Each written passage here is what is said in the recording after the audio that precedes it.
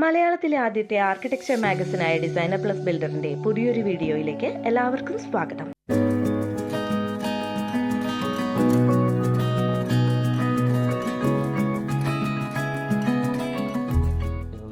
ഈ വീട് പണിയുക എന്നുള്ളൊരു ചിന്തയിലേക്ക് വന്ന സമയത്ത് ഞങ്ങളിവിടെ പല ആളുകളായിട്ട് ഡിസ്കസ് ചെയ്തു. അപ്പോൾ ഞങ്ങളുടെ ഫ്രണ്ട് അഡ്വക്കേറ്റ് മുരളീരാജ് ഉണ്ട്, അദ്ദേഹത്തിൻ്റെ വൈഫ് ഡോക്ടർ ദീപ്തി. അവരുടെ വീട് ചെയ്തിരുന്നത് സനിൽ സാറാണ് അവരുടെ വീട് ചെയ്തിരുന്നത്. ആ ഒരു റെഫറൻസിൻ്റെ പുറത്താണ് ഞങ്ങൾ ആദ്യമായിട്ട് സനിൽ സാറിനായിട്ട് ഒരു ഡിസ്കഷന് പോകുന്നത്. അതുപ്രകാരം നമ്മളുടെ റിക്വയർമെൻറ്റ്സ് മെയിനായിട്ട് നമുക്ക് വളരെ കോംപ്ലിക്കേറ്റഡ് ഡിസൈൻ വേണ്ട, എന്നാൽ വളരെ കംഫർട്ടബിൾ ആയിട്ടുള്ള ഒരു വീടിൻ്റെ അകംവശം വളരെ കംഫർട്ടബിളായിട്ട് നമുക്ക് യൂസ് ചെയ്യാവുന്ന രീതിയിലായിരിക്കണം.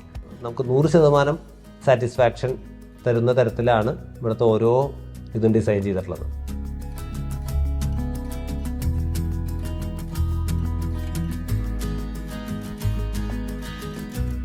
നമുക്കുണ്ടായിരുന്ന ഒരു വിഷൻ എന്ന് പറയുന്നത് നമുക്ക് ഓഫീസും വീടും കൂടിയിട്ട് ഒരുമിച്ച് ചെയ്യാന്നുള്ളതായിരുന്നു. അതിൻ്റെ ഒരു ഡ്രോബാക്ക് എന്ന് പറയുന്നത് നമുക്ക് പലപ്പോഴും നമ്മുടെ പ്രൈവസി നഷ്ടപ്പെടുമെന്നതാണ്. ആ ഒരു കൺസേൺ ഞങ്ങൾ സനിൽ സാറിൻ്റെ അടുത്ത് ഞങ്ങൾ ആ സമയത്ത് ഷെയർ ചെയ്തിരുന്നു. അതുപ്രകാരം നമ്മൾ ഇവിടെ ഇപ്പോൾ ഡിസൈൻ ചെയ്തിട്ടുള്ളത് ഓഫീസ് പൂർണ്ണമായിട്ടും വീടുമായിട്ടും ഒരു ബന്ധമില്ലാത്ത രീതിയിൽ പുറത്തുനിന്ന് സെപ്പറേറ്റ് ഗേറ്റ്, സെപ്പറേറ്റ് പാസേജ് വെച്ച് ഒരു തരത്തിലും നമ്മളെ പ്രൈവസീനെ ബാധിക്കാത്ത രീതിയിൽ വളരെ നല്ല രീതിയിൽ ഡിസൈൻ ചെയ്ത് നമ്മൾ സെപ്പറേറ്റ് ഓഫീസ് ഈ കോമ്പൗണ്ടിലേ അല്ലാത്ത രീതിയിൽ തന്നെ, എന്നാൽ നമുക്കതിൻ്റെ കൺവീനിയൻസ് നമുക്ക് വീട്ടിൻ്റെ അകത്തുനിന്ന് ഓഫീസിലേക്ക് എൻ്റർ ചെയ്യാം.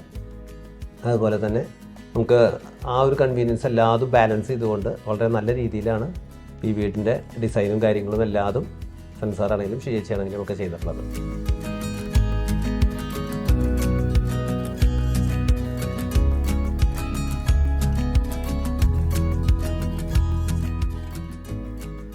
ഞങ്ങൾ ആർക്കിടെക്റ്റിൻ്റെ അടുത്ത് ഞങ്ങളുടെ റിക്വയർമെൻറ്റ്സ് പറഞ്ഞപ്പോൾ പ്ലാൻ വരച്ച് കിട്ടിയപ്പോൾ ഞങ്ങൾ ഒരിക്കലും ആ പ്ലാൻ ഞങ്ങൾക്ക് ചേഞ്ച് ചെയ്യേണ്ടി വന്നില്ല.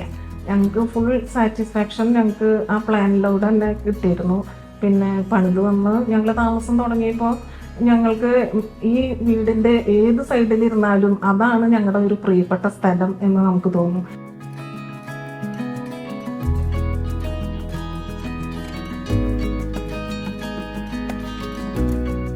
നമ്മളിവിടെ ഇപ്പോൾ നേരത്തെ പോലെ ഒരുപാട് കാര്യങ്ങൾ വളരെ കോസ്റ്റ് ഇഫക്റ്റീവായിട്ട് ചെയ്തായിരുന്നു. ഇപ്പോൾ നമ്മുടെ സ്റ്റെയർ കേസ് ഇവിടെ ചെയ്തിട്ടുള്ളത് മെറ്റൽ പൈപ്പ് ഉപയോഗിച്ച് അതിൻ്റെ ഉള്ളിൽ ഗ്ലാസ് ഇട്ട് അത് വളരെ കനം കുറഞ്ഞ പൈപ്പ് ഉപയോഗിച്ച് അത് പണിത് കഴിഞ്ഞു വന്ന സമയത്ത് ഇപ്പോൾ ഒരുപാട് പേര് അതിൽ കുറേ കൺസേൺസ് പറഞ്ഞിരുന്നു. അതായത് ഇതിന് ബലം കിട്ടുമോ, ഉറപ്പ് കിട്ടുമോ, ഇത് വീഴാൻ പോവോ എന്നുള്ളതൊക്കെയുള്ള. പക്ഷെ അതിൽ അന്ന് സൻസാർ പറഞ്ഞത് ഒരു പ്രശ്നം ഉണ്ടാവില്ല, അത് ആ രീതിയിൽ നല്ല രീതിയിൽ ആൾ വളരെ കൃത്യമായിട്ടുള്ള ഡയറക്ഷൻസ്, ഇപ്പോൾ വർക്കേഴ്സിനാണെങ്കിലും ഫാബ്രിക്കേറ്റർക്കാണെങ്കിലും ആൾ വളരെ കൃത്യമായിട്ടുള്ള ഡയറക്ഷൻസ് കൊടുത്ത് ഇന്ന രീതിയിൽ ചെയ്ത് കഴിഞ്ഞിട്ടുണ്ടെങ്കിൽ അത് നല്ല ഉറപ്പ് കിട്ടും എന്നുള്ളത് പറഞ്ഞ് അത് വളരെ കോസ്റ്റ് ഇഫക്റ്റീവായിട്ട് നമ്മളിപ്പോൾ വേറൊരു രീതിയിൽ ഇപ്പോൾ ഒരു സ്റ്റെയിൻലെസ് സ്റ്റീലോ അല്ലെങ്കിൽ വുഡിലേക്കോ പോയി കഴിഞ്ഞിട്ടുണ്ടെങ്കിൽ നമുക്ക് ഒരുപാട് കോസ്റ്റ് വരുന്ന ഒരു ഇതാണ്. അതേസമയം അത് വളരെ കോസ്റ്റ് ഇഫക്റ്റീവായിട്ട് എന്നാൽ നമ്മൾ വളരെ യുണീക്കായിട്ടുള്ളൊരു ഡിസൈനിൽ ആണ് സനിൽ സാറും ഷിയേച്ചിയൊക്കെ കൂടിയിട്ട് അത് ചെയ്തിട്ടുള്ളത്. ഇവിടെ നമ്മുടെ ഡ്രോയിങ് റൂമിൽ തന്നെ ചെയ്തിട്ടുള്ള ഒരു ഈ ലൈറ്റ് എന്ന് പറയുന്നത് ഒരു ചപ്പാത്തി പലകേമ അവർ ഇതാക്കി നമ്മളിവിടെ തന്നെ കാർപ്പൻറ്റർ വെച്ച് ചെയ്ത് വളരെ നമുക്ക് പുറത്തുനിന്ന് വാങ്ങിക്കുകയാണെന്നുണ്ടെങ്കിൽ വളരെ നല്ലൊരു എമൗണ്ട് വരാവുന്ന ഒരു സംഭവം വളരെ കമ്പാരിറ്റീവ്ലി വളരെ ചെറിയൊരു എമൗണ്ടിൽ നമുക്ക് ചെയ്തിട്ടുള്ളത്. ഇതുപോലെ തന്നെയാണ് നമ്മൾ പല ലൈറ്റുകൾ, ട്യൂബ് ഫിറ്റിങ്സും ഇതൊക്കെ ചെയ്തിട്ടുള്ളതും അതുപോലെ വളരെ കോസ്റ്റ് ഇഫക്റ്റീവായിട്ട് ചെയ്തിട്ടുള്ളതാണ്. അതുപോലെ തന്നെ നമ്മൾ കിച്ചണിലെ ബ്രേക്ക്ഫാസ്റ്റ് കൗണ്ടറിൽ ഒരു 3 ലൈറ്റ് ഇട്ടിട്ടുണ്ട്. അതും ഈ പറഞ്ഞ പോലെ ഇങ്ങനെയുള്ള വളരെ നല്ല സാധനങ്ങൾ ഉപയോഗിച്ച് നമുക്ക് മാർക്കറ്റിൽ വളരെ അവൈലബിൾ ആയിട്ടുള്ള സാധനങ്ങൾ ഉപയോഗിച്ച് നമ്മൾ കസ്റ്റമൈസ് ചെയ്ത് ഉണ്ടാക്കിയിട്ടുള്ളതാണ്. ഇത് കിച്ചണിലേക്കുള്ള പാസേജാണ്. ഇത് ഞങ്ങളുടെ സ്റ്റോർ റൂമാണ്. സാധാരണ ഇത് ആ പാസേജ് വരുന്നിടത്ത് ഇതൊരു എയർ പാസേജിന് വേണ്ടിയിട്ട് ഒരു സൂത്രം എന്ന് പറയും നമ്മൾ.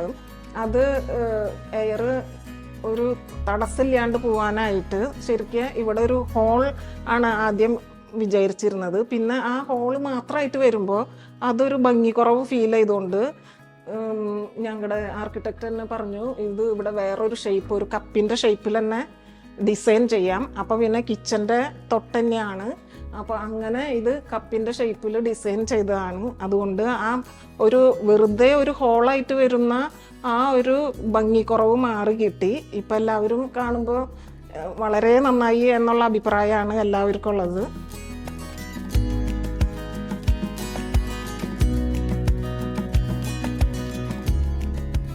ഒരു വീട് പണിയുന്നതിനെ കുറിച്ച് ആലോചിക്കുമ്പോൾ ഒരു ആർക്കിടെക്റ്റിനെ വീട് പണി ഏൽപ്പിക്കുക, ഒരു പ്ലാനും ഡിസൈനും അതുപോലെ തന്നെ സൂപ്പർവിഷനും ആർക്കിടെക്റ്റിനെ ഏൽപ്പിക്കുക എന്ന് പറയുമ്പോൾ നമ്മൾ പലരും എന്നോട് പറഞ്ഞത് ഒരുപാട് കോസ്റ്റ് ഒരുപാട് കൂടും, അതായത് ആർക്കിടെക്റ്റിൻ്റെ ഫീസ് ആ രീതിയിൽ ഒരുപാട് പൈസ വരും, അതിൻ്റെ ആവശ്യമില്ല എന്നൊരു ഇത് പറഞ്ഞു. പക്ഷെ എൻ്റെ എക്സ്പീരിയൻസിൽ ഈ ഒരുപാട് സ്ഥലത്ത് ആർക്കിടെക്റ്റ് ഉള്ളത് കൊണ്ട് അതല്ലാതെ നമ്മൾ പോകുമ്പോൾ ഒരുപാട് ആൾക്കാർ പലരും നമ്മളെ പറ്റിക്കും.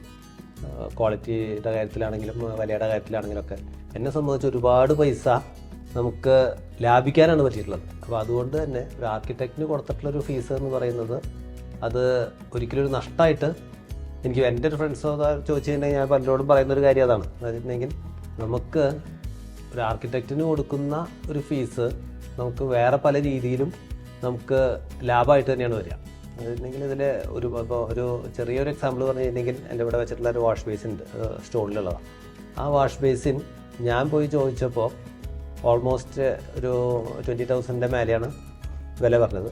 അത് കഴിഞ്ഞ് ആർക്കിടെക്റ്റ് വിളിച്ച് 13,500 അത് എനിക്ക് കിട്ടി. അതിനേക്കാൾ കൂടുതലായിട്ട് ആർക്കിടെക്ട്സ് വഴിക്ക് അവർ റെക്കമെൻഡ് ചെയ്ത് അവർ റെഫർ ചെയ്തിട്ടുള്ള വർക്കേഴ്സ്, അവരെ കൊണ്ട് നമുക്കൊരു തലവേദനയില്ല. അവർ എന്താ പറയുക, അത്രയും പെർഫെക്റ്റായിട്ട് ഓരോ വർക്കും അത്രയും പെർഫെക്റ്റായിട്ട് ആണ് ചെയ്തിട്ടുള്ളത്. അപ്പോൾ അതുകൊണ്ട് ഒരിക്കലും ഒരു ആർക്കിടെക്റ്റിന് കൊടുക്കുന്ന ഒരു ഫീസ് ഒരിക്കലും ഒരു വീട് പണിയിൽ ഒരു നഷ്ടമല്ല, അതിനേക്കാൾ കൂടുതൽ ലാഭമേ എനിക്കുണ്ടായിട്ടുള്ളൂ.